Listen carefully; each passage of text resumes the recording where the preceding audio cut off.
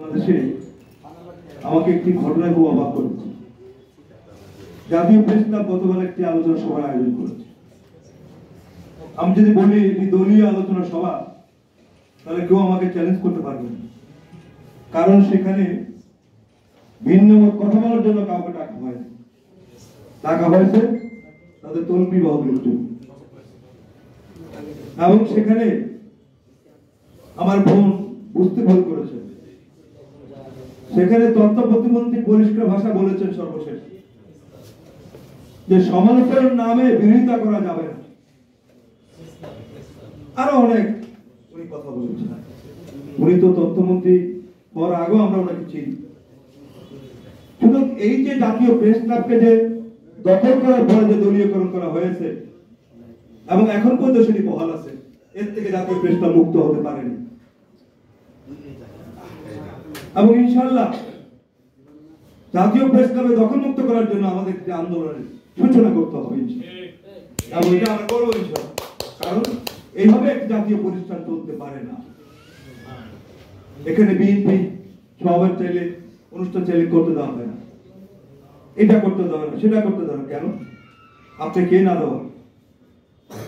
আপনাকে জাতীয় press club অনুষ্ঠানকে দলীয় অনুষ্ঠান পরিণত করার জন্য কে অধিকার দিয়েছে?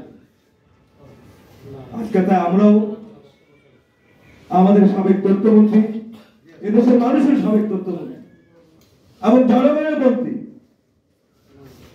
এবং পরিচ্ছন্ন মন্ত্রী জনাব ডক্টর আব্দুল মঈন খানকে আমরা নিয়ে এসেছি পার্থক্যটা শুধু বোঝার জন্য। প্রিয় সাথীরা, মুক্ত গণমাধ্যম দিবস যখন আমরা আলোচনা করি, বিশ্ব মুক্ত গণমাধ্যম দিবস, তখন আমার দেশ বন্ধ, দিলকার বন্ধ, চ্যানেল 1 বন্ধ, ইসলামী টিভি বন্ধ, দিগন্ত টিভি বন্ধ। সাগরণী হত্যাকারীরা আজও ধরা পড়েনি বন্ধুগণ।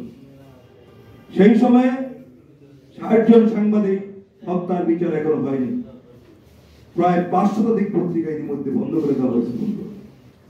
অনলাইন পোর্টাল প্রায় 1000 বন্ধ করে দেওয়া হয়েছে। সাংবাদিক নির্যাতনের শিকার কয়েক হাজার বাংলাদেশ বর্তমানে। সেদিন আপনারা শুনেছেন যে বরিশালের একটি অঞ্চলে কিভাবে হত্যা করা হচ্ছে। আপনি কোন সরকারি দলের নেতার বিরুদ্ধে, কোন এমপি মন্ত্রীর বিরুদ্ধে একটি শব্দ লেখে আপনি আক্রান্ত স্বীকার করেন। আপনাদের নিশ্চয়ই মনে আছে করোনাকালীন সময়ে যখন স্বাস্থ্যমন্ত্রীকে নিয়ে সকল পত্রিকা আমাদের বিনা ভোটে নির্বাচিত প্রধানমন্ত্রী কি বললেন সংসদ দাঁড়িয়ে? ও যা লেখে দেখুন, আপনাদের কাম চালিয়ে যান। এরপরে আর গণমাধ্যমের অবস্থা থাকে? বলে না।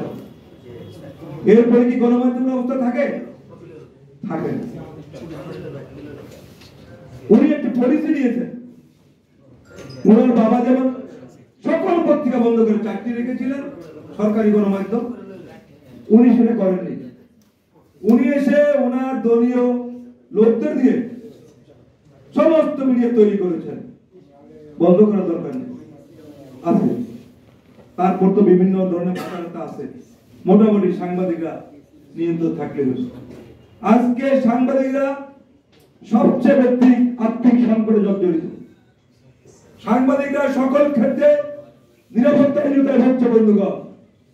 সাংবাদিকরা তার জীবনের নিরাপত্তায় সবসময় সংকুচিত থাকে।